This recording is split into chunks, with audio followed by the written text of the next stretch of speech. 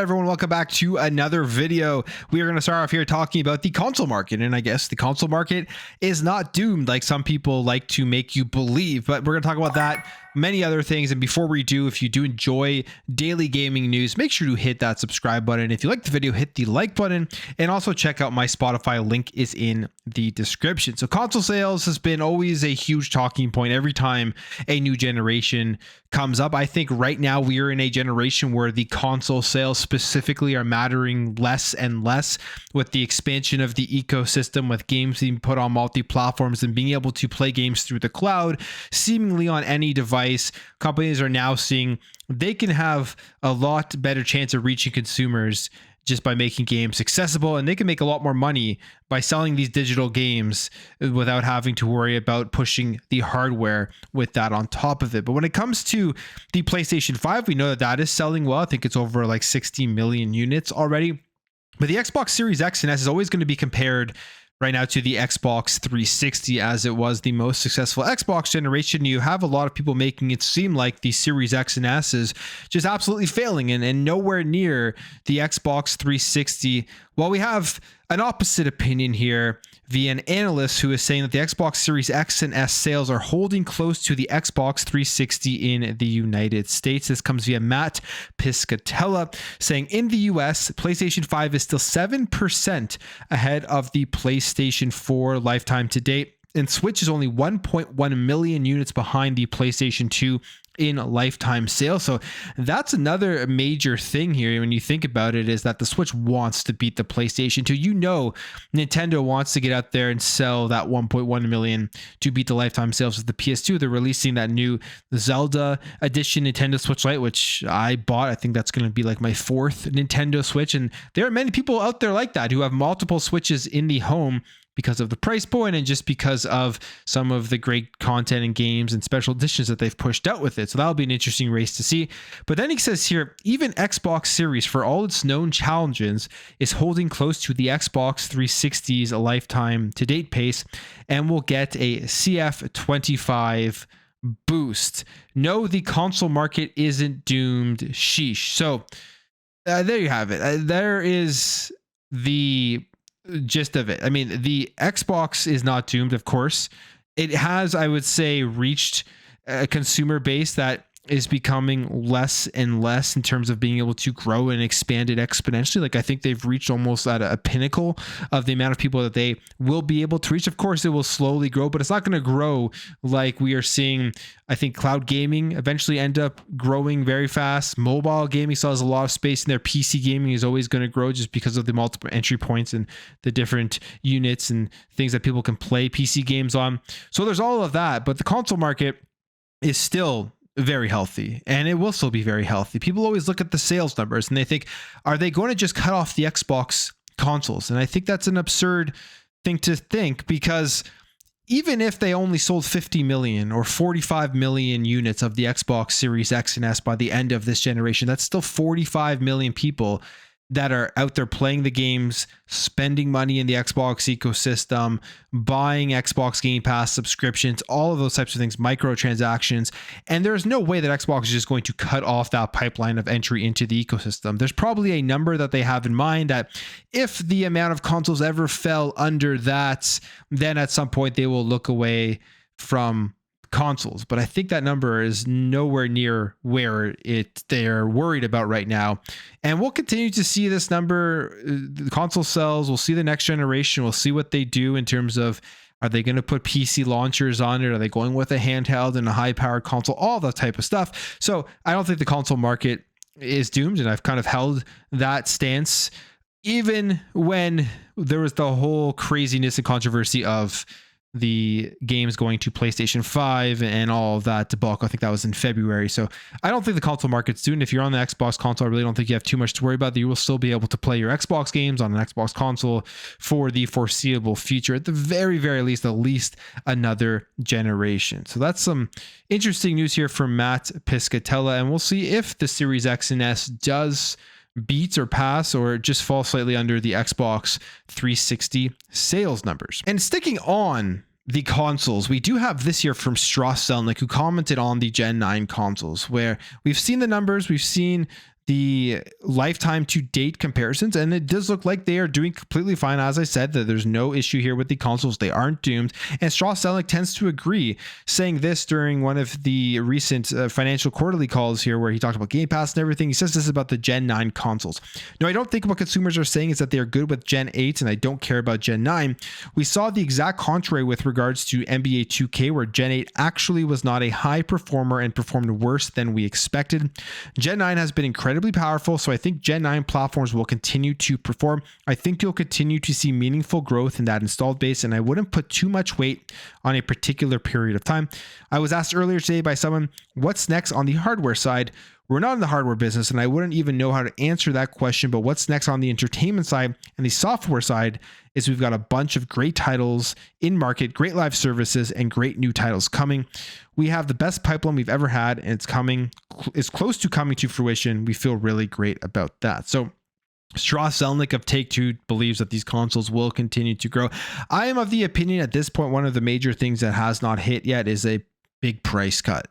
We usually do see then that is where these consoles just sell very good over the holiday season, and then beyond that we've seen some price cuts during the holiday season, but nothing that people just walk into the store and are running in to get. So I think there will still be a price cut at some point in this generation. Then you'll start to see more people jumping over and switching over from specifically like at least the PS4 to the PS5, and if you're still on the Xbox One, to the Xbox One, to the Series X or S. The thing with the Xbox side is they do have that lower SKU of the Series S, where it really isn't that hard to justify jumping from an Xbox One to an Xbox Series S. Now, one of the things that I think will absolutely push the sales of the Xbox consoles is Call of Duty Black Ops 6 being on Xbox Game Pass. And you think about things like the Xbox Series S, and being able to play this game at 120 FPS and not have to pay for it full price on day one. It is the cheapest entry point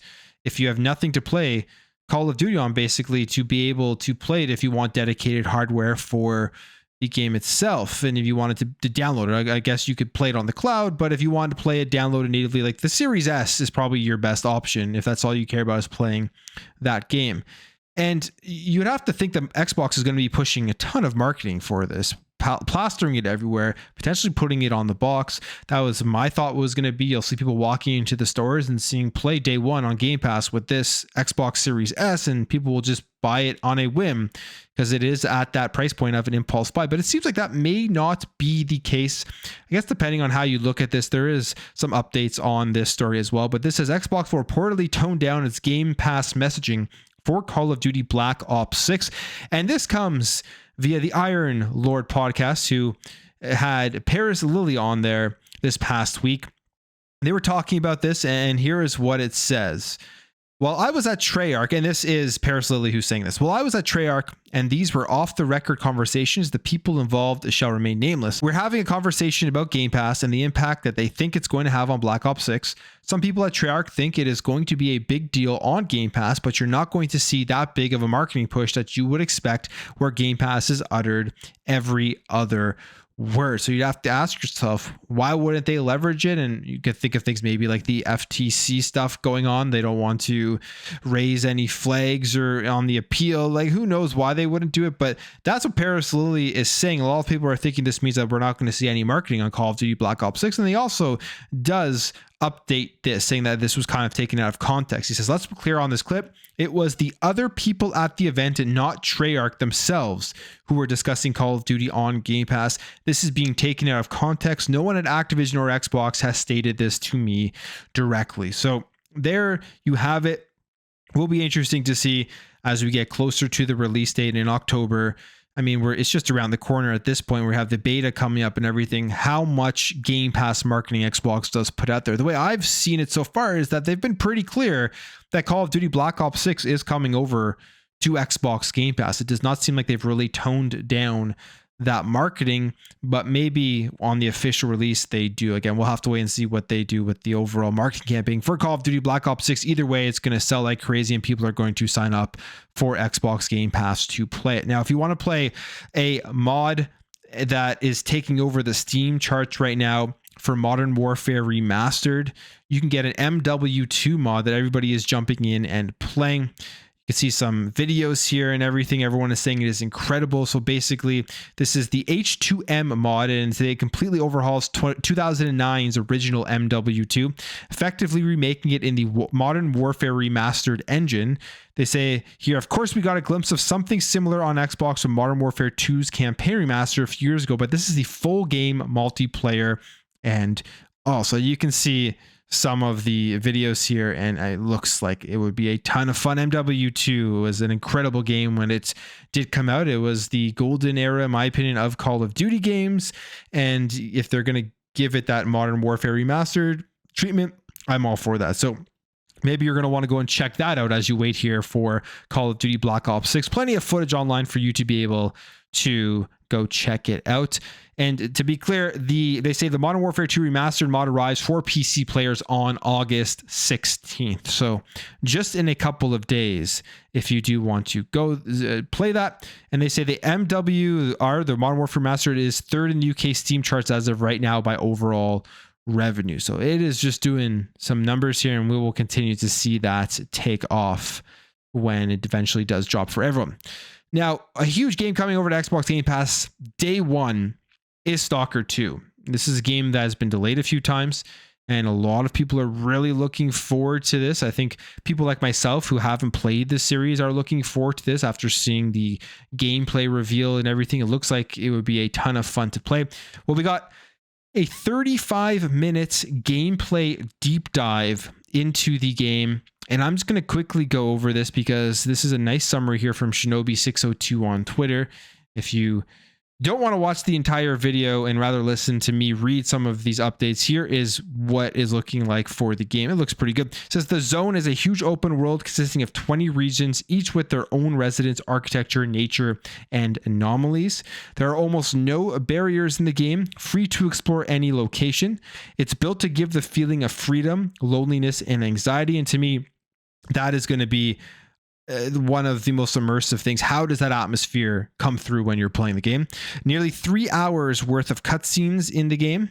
They say there's no leveling system. The team wanted players to feel progress by gaining better knowledge of the environment, improving reactions, etc. That's kind of cool to see how that's going to play out. 35 weapons that can be modified with upgrades and attachments. You play a Skiff, a common person with a very complex destiny, and he is not a superhero. You have to watch Skiff's status as he may get hungry or need to sleep. Ignoring them reduces your efficiency. You can become overloaded if you try to carry too much equipment. So there's all of those survival elements deep within this game that you're going to have to keep an eye on. They say one quest is in a swamp, has you turning off psi beacons. The Bayun Cat is a powerful mutant that hides in an abandoned church in the swamp, mimicking other stalkers that cry out for help. They say players will get different stories depending on the choices they make, encouraging multiple playthroughs with different quests and characters. And I love to see that because you're going to see everyone have different experiences and being able to talk about what they went through versus what somebody else went through. The player progression is rewarded through off-the-path exploration and finding new weapons, weapon attachments, items, and upgrades. One enemy is a pseudo dog that creates a pack of other phantom dogs. Killing the pseudo dog gets rid of the phantoms. So that's kind of an interesting enemy that you're going to be taking on. Another is like a zombie like controller who raises level of radiation around the area with each attack. Not all anomalies are harmful. Some can provide soft landings to avoid getting hurt while falling. Lightning strikes can hurt you as well as enemies. A variety of locations. Loners prefer to remain alone or in small groups. The duty are committed to military discipline and order. And factions in the game can sometimes change their leaders or break up. So 35-minute video, that kind of sums up all of the things that we did learn about in this deep dive. If you do want to watch every minute of it, go check it out. It is on YouTube. Looking forward to Stalker 2 when it does release. As we know, it's now been pushed to November, which was that whole thing with pushing Avowed out to early 2025, so it wasn't caught up in just a ton of games all coming out at the same time. Now let's talk about Capcom, their fighting games. As we know, this has been a really hot topic, especially with the Marvel vs. Capcom game not coming to Xbox. And it's been pretty much determined now that it is because of the Xbox pipeline to get these games out there, the empty framework, and there's no real support for that right now in the Xbox development pipeline. But there are plenty of other Capcom fighting games on Xbox. They have the collections. They also have the new games. And it looks like they still want to bring more classic games to the modern consoles, which is something I would love to see. I would love them to continue to bring back these games in the collections because Capcom does a great job with their collections. This is producer Shuhei Matsumoto, who recently spoke to IGN about the launch of Marvel vs. Capcom Fighting Collection, and he indicates that there's interest to bring more classic fighting games to modern consoles, saying this: "We have a lot of other legacy fighting games that we know fans out there really want them to be re-released again on modern platforms, and the feeling is mutual on the development side. We want people to get to know all of these classic games. We want all of our classic games to be available for modern consoles because we just want to be able to reach as many people who may have never had the opportunity to play these games back in the day. So we constantly think forward, and we want to make sure that it's as accessible as possible for all audiences." And I mean, with that quote, you can tell they would want this game on Xbox. There's just something that needs to be worked out there. And it does seem like we've heard that Xbox is trying to work that out. For me right now, the issue is it's like these classic games, they should start getting them onto the RE engine if that's even possible, and just releasing them natively for the current generation of consoles, because they aren't releasing on the PS5 or the Xbox Series X or S. They're actually releasing on the PlayStation 4 and the Nintendo Switch and the Steam. But for PlayStation specifically, it's just the PS4 version that's getting the backwards compatibility to the PlayStation 5 because they have that pipeline for MT Framework to get it onto that platform. So hopefully they just kind of move forward here and start developing these all just for the current generation of consoles, if that is something that they can do. But again, I would love to see them bring more of their fighting classics and more of these compilations of their games in one package to the modern consoles. I think that is an awesome thing. Now, if you're a fan of Terminator and you were looking forward to Terminator Survivors, it looks like it has been delayed. This is just another one of the many games that gets delayed. And they put this tweet here with this explanation saying, "Dear survivors, we are working very hard to bring the post-apocalyptic world of Terminator to life. Our goal is to create a deep immersive experience where each decision you make is crucial to your surviving. Over the past few months, we've been really impressed by your enthusiasm and amazed by the response to our announcements, and we know how eagerly fans are awaiting Terminator Survivors. To realize our vision and to make sure to deliver the game that fits your expectations, we need some additional time. Thus, we will be pushing the launch to 2025. We know this will be disappointment to many, but we want to do the right by this universe, its fans, and our community. In the long term, we believe that this is the right call." So, I mean, there it is, delayed. It's always better to delay it than release it in a bad state, in my opinion. 2025, we are going to be waiting a little bit longer here before we get our hands on this game. It does look like it's going to be a pretty cool game to play, the big world of Terminator. And I can't wait to see kind of what this ends up being, especially with this delay, if it makes it greater than what they had originally thought it would be. But I'm going to end the video there, guys. If you did enjoy this video, make sure to hit that thumbs up. If you're new here, hit that subscribe, and I'll catch you guys in the next video.